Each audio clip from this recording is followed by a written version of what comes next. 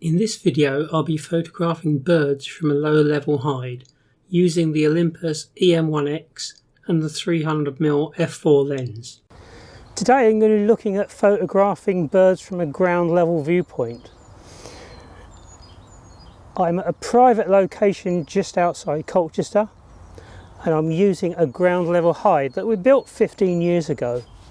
The nice thing about using this hide as opposed to a normal hide is it's actually only about a foot off the ground, so I can actually shoot along the length of the ground rather than a normal hide. I'd actually be shooting down at a 45-degree angle if I was photographing birds on the ground.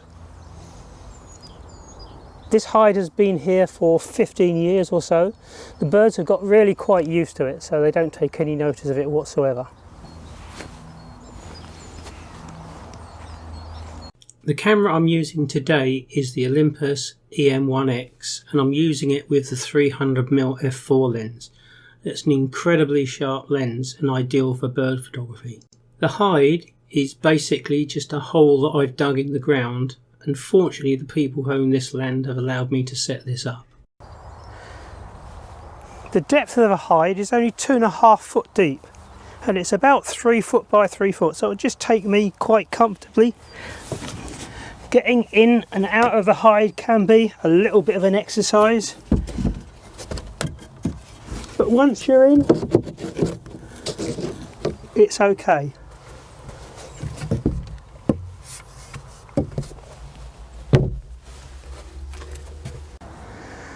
To get the birds coming down onto the ground, what I'm going to do is sprinkle some sunflower hearts, broken peanuts, a few currants and things like that, and hopefully then they'll come and feed on this grass here.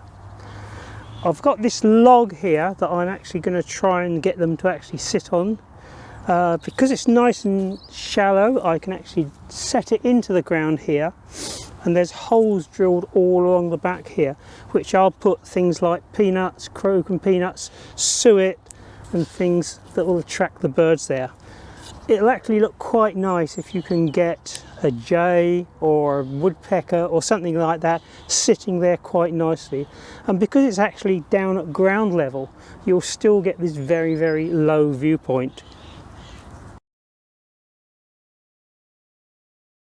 So I've set the log into the ground, just dug a couple of little holes there, set it in there so it's nice and solid. Along the back of the actual log there, I've actually drilled holes just about the right size to take a crushed peanut, or you can actually use what I'm using here, bits of bread paste. You can use suet, or anything like that that the birds would actually like, that you can plug the holes with. The important thing is that always check before you start taking pictures that you're not seeing any bits of fat, anything like that there, which will spoil the pictures. You don't really want to have to actually start to take sort of the clone tool out in Photoshop and sort them out. So get it right at the taking stage, and we're all set up now. It's just a case now getting in the hide and taking some pictures.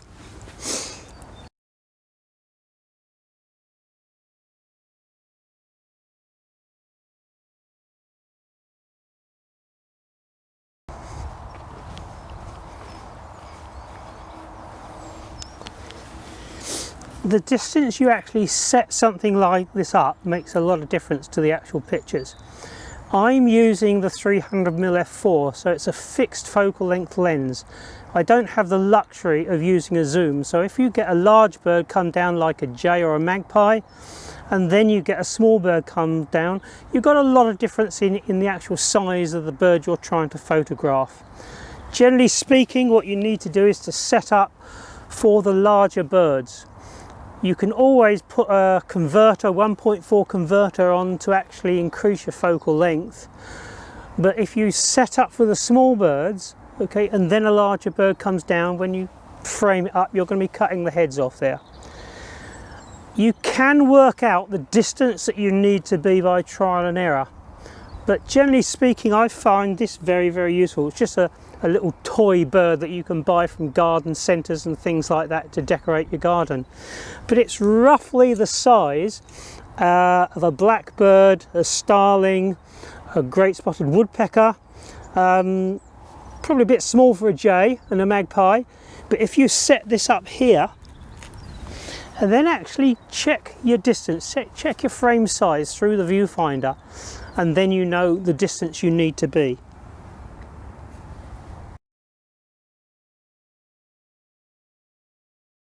So here I'm sprinkling sunflower hearts, broken peanuts and other food onto the grass. Although I'm trying to photograph some of the birds on the log, they do look particularly nice when they're at ground level on the grass. So now we're going to look at some still images. The first two pictures, the blue tit and the great tit, are taken using Pro Capture Low on the Olympus. The big advantage of using Pro Capture is it allows you to take action pictures that you wouldn't normally be able to take. Using Pro Capture has certainly made images of birds taking off, birds in flight, a lot easier than when I was using a conventional camera. Here are a few more pictures taken at this hide setup. The majority are taken with the EM1X, but there are a few that were taken with the EM1 Mark II, which was the camera that I originally bought when I changed to Olympus. We do get a lot of birds coming down to this hide setup because it's a feeding station that's been there for a number of years. We get lots of small birds, blue tits, great tits, chaffinches, robins, but we also get the larger birds, magpies, wood pigeons, collared doves, stock doves, pheasants and jays. Here we've got a couple of short video clips. The first one of a wood pigeon photographed at normal speed. The second one was of a pheasant, a male. It came down very close to the hides, so there was no way that I could get the whole bird in, so I just concentrated on doing a tighter headshot. This one I've actually filmed using the slow motion facility on the Olympus EM1X. I do realise that I'm very fortunate to have a location on private land where I can actually set this sort of hide up. Not everyone has the luxury of this sort of thing. In a future video I'll be showing you how you can actually take pictures in an ordinary garden from ground level, from actually inside the house. In this situation I would actually be lying down on the ground in the sun lounge, conservatory or garden shed and resting the camera lens on a beanbag, so you'll still get that low viewpoint which can look particularly attractive. I hope you've enjoyed watching the video and found it helpful. Please check out my website www.rogerhantzfrps.com and thanks for watching.